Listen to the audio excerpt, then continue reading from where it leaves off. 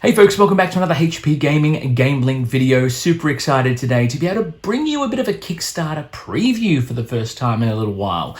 This is another expansion, I guess, for lack of a better term, for a Kickstarter we unboxed recently on the channel. We're very excited to and privileged to be able to bring this to you. What are we talking about? Well, we're going to be flipping cards, trying to fight back monsters and use the things that destroy them as we take a look at monsters and the things that destroy them in the next expansion, Incident 3. The Dead.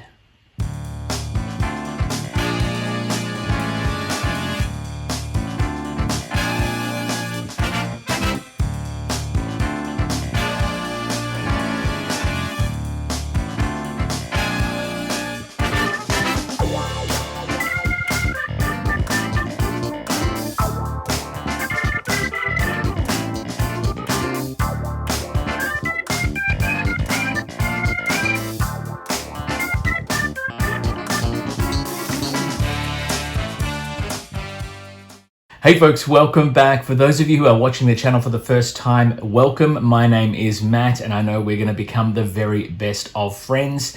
I am absolutely privileged to be able to share with you today a bit of a preview of an upcoming Kickstarter project for the next expansion for Monsters and the Things That Destroy Them. Now, this is a game that is published by Vigour Inc., designed by Joey Vigour, and this particular expansion has art by Vlad Botos, and I hope I pronounced that correctly. We unboxed Monsters and the Things That Destroy Them Incidents 1 and 2 in our Legendary Collector's box here, which you can see here, and we loved it. It was, Incident 1 is the Dark, which is all sorts of things that go bump in the night. Incident 2 is the Deep, and was wonderful because Cthulhu, that's fantastic. And it is effectively, to give you an idea of what Monsters and the Things That Destroy Them is about, it is effectively a quick game where you have hidden information in your own hands. You have a pool of cards that are face up that are common knowledge, and you will, on your turn, draw cards and activate them, pull them into your hand, discard down to 3 if you've got more than 3 cards in your hand, until the entire deck is gone. Once the entire deck is gone, you'll have one final resolution phase, where you discard down to just 2 cards, reveal your cards, and whoever has the highest point total, and hopefully not have their monsters cancelled by other cards, will be declared the winner. It's pretty straightforward. If you want to know how to play, we have actually done a playthrough of The Dead. Charlotte and I sat down and had a bit of a game. You can check that out here. And that'll give you a bit of an overview of how it all works, how it all gets set up, and basically how the mechanics work in-game.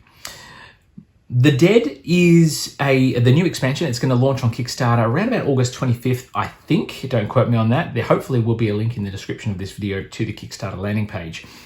If you like, first and foremost, quick not social deduction games with hidden information, bluffing games, and something that'll be a great filler game that'll play in 10 minutes, I can tell you right now, this is something you're going to want to check out. Components wise for this set, and I've got a few of the cards set up here as you can see. The design of this one, Vigour Inc., Joey Vigour, has been someone that we've been following for some time, ever since we backed Growl way back in the long ago. And most of the projects that we've backed from Joey, no, not most, all of the projects we've backed from Joey and Vigour Inc. have been exceptional to play, and the component quality has been fantastic. This is no exception. I will preface this by saying too, this is obviously a Kickstarter preview, so I don't know if these components are reflective of the final artworks, etc., and the wording on the cards. I do believe it's pretty close, but don't quote me on that. This is a Kickstarter preview after all. The cards are basically just a standard card game. It's a deck of about 22 cards in the pack, in this little mini pack. You can see here this little tuck box. You get a rules card and you get some discard pile cards just to sort of denote where everyone's discard pile is in case people put their hands down on the table, etc. The card stock is nice, what we've got here. It's a nice, quite thick stock. I don't know what sort of core it is. GSM wise, it's a nice thick card. Feels great in the hand. Standard sleeves will do the job if you want to sleeve the cards, which is nice. The artwork on the cards, as you can see here, has a great sort of cartoon style, and I really dig it. It's really quite nice. Very simple artwork, but The Dead, this particular set, deals with iconic cinema monsters from the 80s through to the early 90s, and the cards that you have here are reflective of that. Obviously, you've got the robot, because of copyright infringement. It's the robot. You have the hunter, the final girl, which is an absolutely epic card, and then obviously the things that destroy them, flamethrowers, etc. You also have things like the shape, which is quite classic, the butcher, the slime, which is one of Charlotte's favorites, and then you've got the things that destroy them, Necronomicon, the doll. Now that's it just looks fantastic. Change fate, the clown, conventional weaponry, reality check, the Cenobite. Yes, the Cenobite makes an appearance. The Thing, the Alien, the Dreamstalker. So these are classic cinema monsters from those eras, which is it's just brilliant. And the artwork, the iconography of the characters and the design of the artwork by Vlad Botos is fantastic. Really loving that. Okay, gameplay-wise. So without going into too much detail, there's not a lot that you need to learn about this game. It's very simply a hand management bluffing / double bluffing game of sorts, where you will need to try to recall which cards have come out, which cards your opponents have or have not picked up, and what cards, or tactical cards I should say, that's these blue ones here, that you will need to potentially foil the monsters they have in their hand at the end of the game. Having not played this at a higher player count, we've only ever played it with a max of 3. The memory of trying to, keep track of all the cards, that's probably half the battle. If you can keep track of which cards people pick up, you'll know which cards may or may not be in the discard pile, and then by a process of elimination, can potentially pick up the right tactical cards to help you achieve the big W. Mechanics-wise, for the gameplay, it's really simple. Got a great pick up and play feel. You can learn the rules in 3 minutes and be up and playing straight out of the box. It's as simple as you can get. Great filler game as well. Mechanics-wise, the bluffing component is important. There's a lot of table talk in this one that can potentially come up, which is not a bad thing.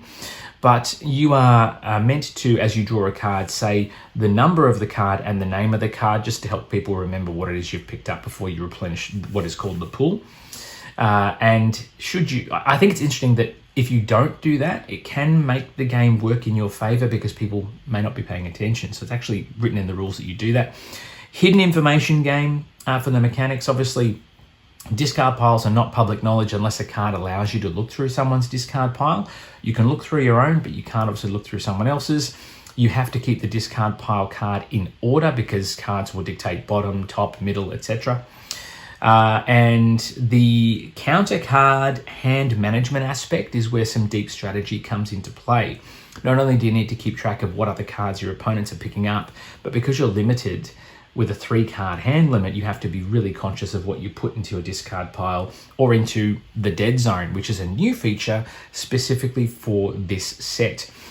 The other sets, the dark and the deep, didn't have a dead zone mechanic, and in this particular one, the dead zone is a space that will sit up above the pool row, and that's public knowledge. So you have not just the cards that are on display, but you also have this dead zone, which will allow you to potentially keep track of which cards your opponents don't have. Nice change because the dead zone obviously comes into play with a couple of other card mechanics and potentially can boost or diminish the effectiveness of some of the cards in play. Which is I like it's a nice change. Things I don't like about this game in terms of pros versus cons, there's not a whole lot to hate about this game. It's very simple to play. It's engaging enough to pique your interest for both junior and senior gamers alike. Serious gamers will find this quite a bit of strategy. The best part about this is it's a great filler game, 10 minutes to 15 minutes tops, absolute tops. And I mean that even at any player count. The reason it might get drawn out is if people start to really try and metagame the crap out of everybody, trying to figure out which cards they do and don't have. Probably one of the biggest things I don't like about this is that I seem to lose a lot because I try to go all in to get the best total and not think about the other cards that people may have that will destroy my monsters. Likes, what do I love about this? The simplicity of it. Pick up and play. You've got a small little thing that's going to fit in your pocket, easy enough to do. You can literally just deal out, bang, 4 players, quick entertainment. You can have quite a few rounds of best of 3, for example. It's really pick up and play, really easy to understand. I love it. The text and instructions on the cards is really simple and easy to follow as well. There's not a lot of complex, oh, hang on, scratching my head, how does that work with this card, etc. It's really pick up and play. The simple text to follow is great. The artwork is fantastic. The quick playtime I've mentioned as well. I will say too, of the 3 incidents that have been released or are about to be released so far, The Dead is my favorite. One, the nostalgia of those 80s and 90s cinematic monsters is fantastic. The artwork on the cards is probably some of the best in the sets that I've seen so far. The dead zone mechanic is great. It's really, really lovely and can really tip the game on its head. And I think it's the theme as well. The theme is just really nice. So it's probably my favorite set so far. Don't get me wrong, Cthulhu is great in the Deep. Really enjoyed that. But I think this is just something that just speaks to me personally on that nostalgia level from horror movies that I watched growing up as a kid. That's pretty much all there is to it. The monsters and the things that destroy them, all the incidents are really easy to play. This one in particular is probably my favorite. It's going to be a big hit with a lot of people out there purely for the nostalgia factor, but the gameplay is solid. The strategic element for those who are really hardcore gamers are going to find this really intriguing as well. The best part about The Dead is that if you went all in, or if you went and got this box, which has the other 2 incidents in it, the Dead components will fit inside there, no problems. You'll be able to fit the core box and not the box on its own, just the cards, but you able to fit all 3 sets plus a couple of other expansions in there, no problems, which I think is fantastic. Joey has really thought about those people that want to go all in and grab all the different components. I believe there is an Incident 4 in the works, but I don't want to comment on that because I don't know where Joey is at with everything that's going on.